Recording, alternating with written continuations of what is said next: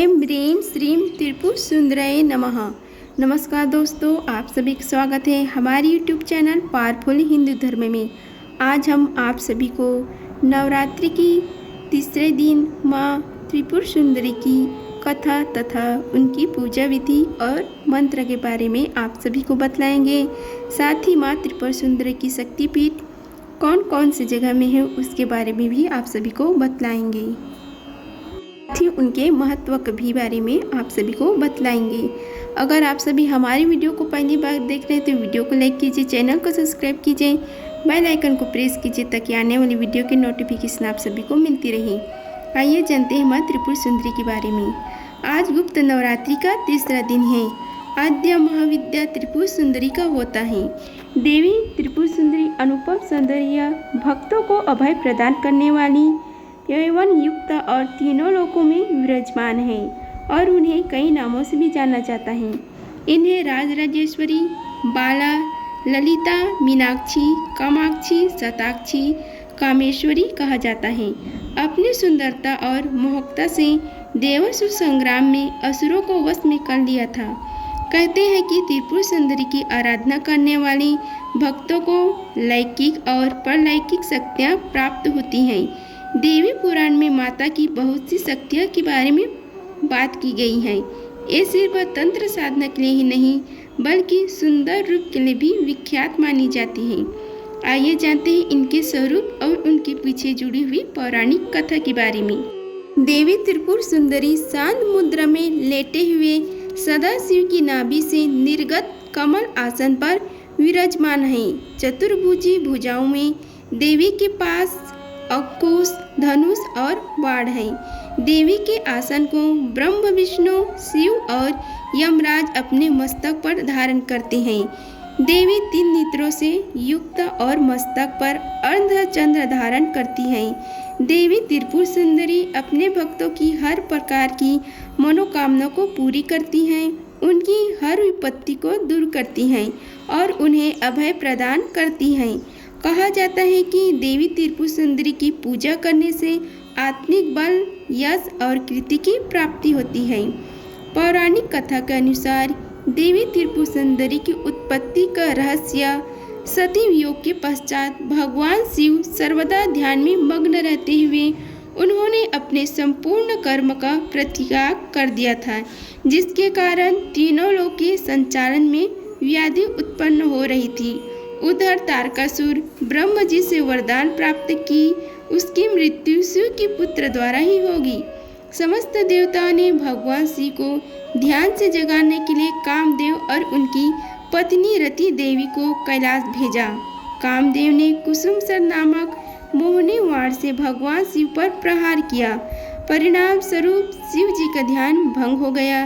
देखते ही देखते भगवान शिव की तीसरे नेत्र से उत्पन्न क्रोध अग्नि ने कामदेव को जलाकर भस्म कर दिया।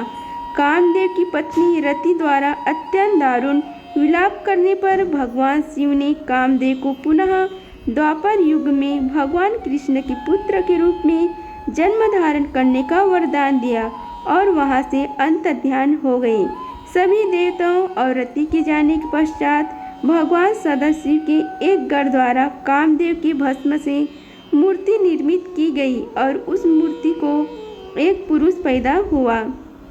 उस पुरुष ने भगवान शिव की स्तुति करी। इसके भगवान शिव द्वारा उस पुरुष का नाम भंड रखा गया।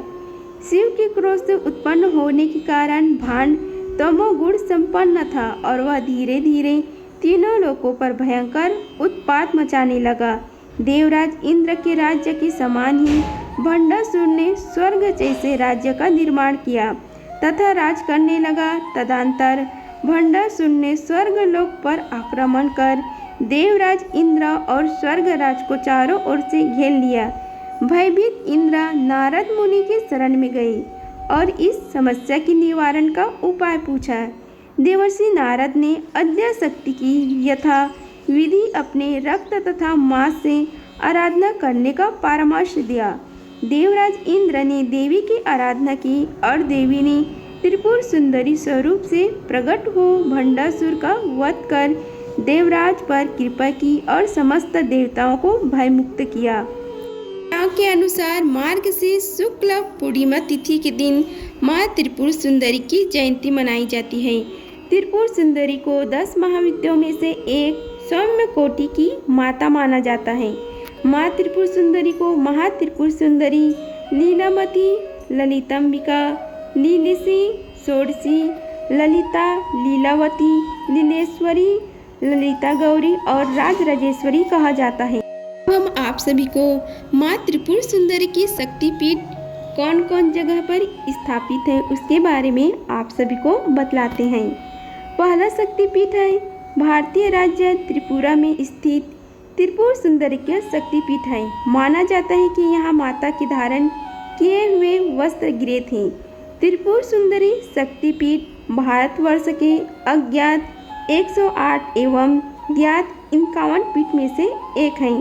दूसरा शक्तिपीठ है दक्षिणी त्रिपुरा, उदयपुर शहर से 3 किलोमीटर दूर राधा किशोर ग्राम में राजराजेश्वरी त्रिपुर सुंदरी का भव्य मंदिर स्थित है, जो उदयपुर शहर के दक्षिण पश्चिम में पड़ता है।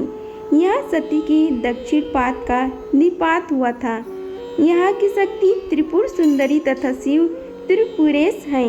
इस पीठ स्थान को कूर्म पीठ भी कहते हैं। माता के अन्य नाम देवी ललिता को त्रिपुर सुंदरी भी कहते हैं। माँ त्रिपुर सुंदरी को महात्रिपुर सुंदरी, लीलामती, ललितांबिका, लीलेशी, षोडशी, ललिता, लीलावती, लीलेश्वरी, ललिता गौरी, राजेश्वरी भी कहा जाता है। षोडशी माहेश्वरी शक्ति के विग्रह वाली शक्ति हैं। इनसे षोडशी कलाएं पूर्ण हैं, इसलिए षोडशी भी कहा जाता है। उल्लेखनीय है कि महाविद्या समुदाय में त्रिपुरा नाम की अनेक देवियां हैं, जिनमें त्रिपुरा भैरवी, त्रिपुरा और त्रिपुर सुंदरी विशेष रूप से उल्लेखनीय है। देवी का स्वरूप इनकी 4 भुजा और 3 नेत्र हैं। त्रिपुर सुंदरी या ललिता माता का मंत्र 2 मंत्र हैं। रुद्राक्ष माला से 10 माला जाप कर सकते हैं। जाप के नियम किसी जानकार से पूछ सकते हैं। ऐं ह्रीं श्रीं त्रिपुर सुंदराय नमः। ओम श्रीं ह्रीं क्लीं ऐं सौः। ओम ह्रीं श्रीं क ए ईला ह्रीं ह स कहल ह्रीं सकल ह्रीं सौः ऐं क्लीं ह्रीं श्रीं नमः। ललिता देवी की साधना ललिता माता की पूजा अर्चना, व्रत एवं साधना मनुष्य को शक्ति प्रदान करते हैं। ललिता देवी की साधना से समृद्धि की प्राप्ति होती है।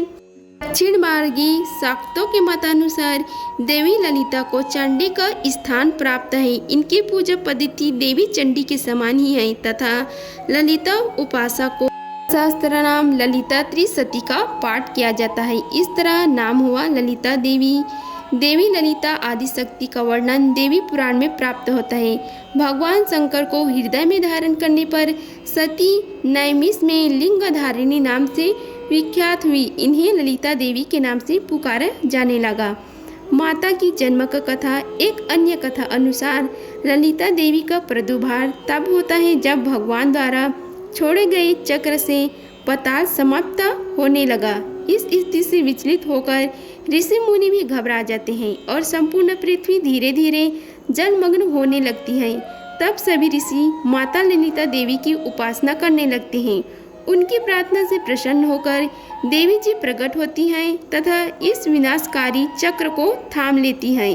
सृष्टि पुनः नव जीवन को पाती है। माता की पूजा करने से वे सभी प्रकार के सुख और भोग को प्रदान करती हैं। वे समस्त मनोकामना की पूर्ति करती हैं। इनकी साधना से मोक्ष की प्राप्ति होती है। मान्यता के अनुसार माता पार्वती ने शिव जी से मोक्ष और गर्भवास तथा मृत्यु के असहनीय दर्द से मनुष्य के मुक्ति के लिए उपाय पूछा। तब भगवान शिव ने 10 महाविद्याओं में त्रिपुर सुंदरी को प्रकट किया। पूजा और साधना का समय माता की सामान्य पूजा दिन में भी अभिजीत या किसी शुभ मुहूर्त में होती है और माता की तांत्रिक पूजा या साधना निशिता काल में होती है। अगर आप सभी को हमारी वीडियो पसंद आई होगी तो वीडियो को लाइक कीजिए, चैनल को सब्सक्राइब कीजिए और कमेंट बॉक्स में जय माँ त्रिपुर भैरवी लिखिए।